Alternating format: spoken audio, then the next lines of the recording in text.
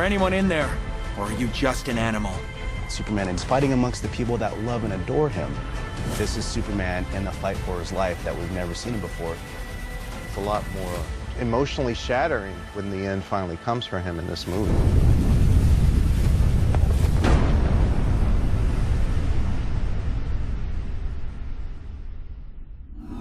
We've got 30 seconds. You need to fire engines now.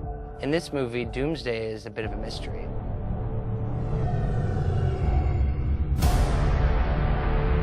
You take all of the dangerous elements of Superman, remove the conscience, put it in this vessel that can channel all that anger, rage, and power. You have Doomsday. Doomsday seen before, they've never faced before, even more so than Darkseid. We've really got a bigger group than we've had for any of these movies before, fighting just one entity.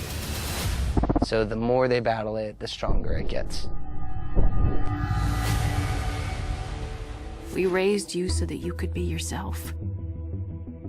We didn't raise you to be alone, honey. This movie is a lot about relationships and the different kinds of ways relationships present themselves to one person. We see more of Superman's world.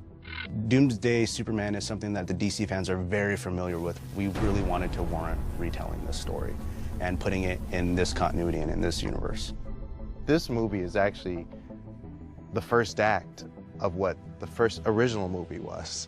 His plight at the start of the movie is whether or not to share his life further with Lois. I feel like it scares you that I might get to the truth. Clark, Kal-El, Superman. Taxi! He's got this identity crisis kind of going on. Do I stay human? Do I be the hero? Do I let Lois in? There's a reason why I'm so secretive. And? He's willing to not only admit finally that he's in love with this person and make this connection by revealing who he really is, but then on another level, he's willing to sacrifice all of that. We have other characters that weren't in the first movie. We incorporate the Justice League in this movie as well. Okay, next up. A lot of their scenes in this movie are basically scenes where he's asking their advice. Aren't you worried? About what? About bringing her into your world. The dangers. The sacrifice. Lois is us in this movie. There's something very vulnerable about that. Hopefully that's an element that the audience can relate to. I feel like I say this a couple of times a week, but thanks, Superman. I don't know what we'd do without you. We definitely wanted to touch on the idea that Superman's existence, who he is as a person, affects everyone. Superman! In this movie, we introduced Bibbo, who has no real connection to Superman other than he's a huge fan. How about a picture for the joint? I really feel the producers do a great job of setting up that likability from Bibbo, that relatability, and stupid thing. The story of him being saved in connection to all the other characters. Say Superman! Superman!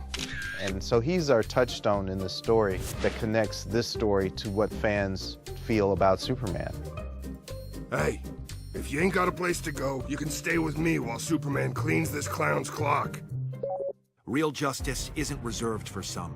It's everyone's right. Jerry O'Connell, who voices our Superman, has done a fantastic job. And Lois in this movie really had a very pivotal role.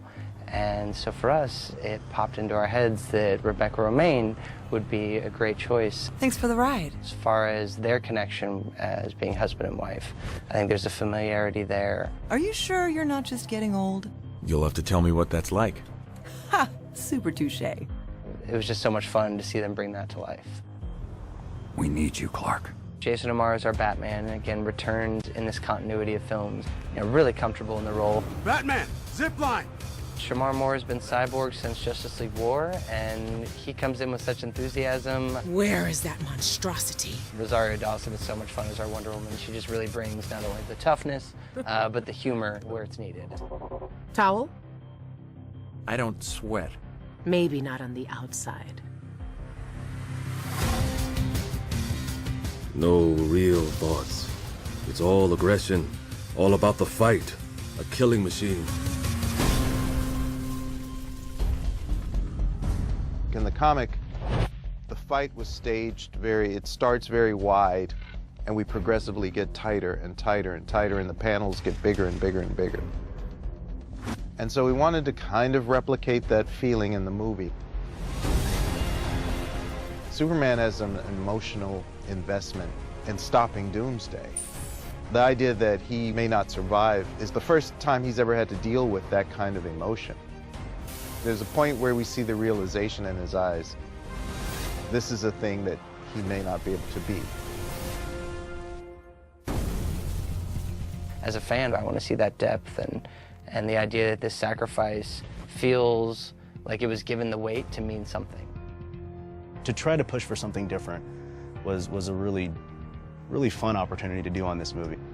It fired off on all cylinders, like, yeah, let's really bring something unique to this, but also have it still feel very reminiscent of the comic book. The death of Superman was something that I think comic book fans thought was unthinkable. It gave fans a chance to realize how much the character means to them. I'm blown away by seeing Superman that vulnerable. He's willing to sacrifice to save not only Lois Lane, but everyone. The biggest hero in the world can be killed, and anything can happen in this universe. If anyone's watching this, send help. No!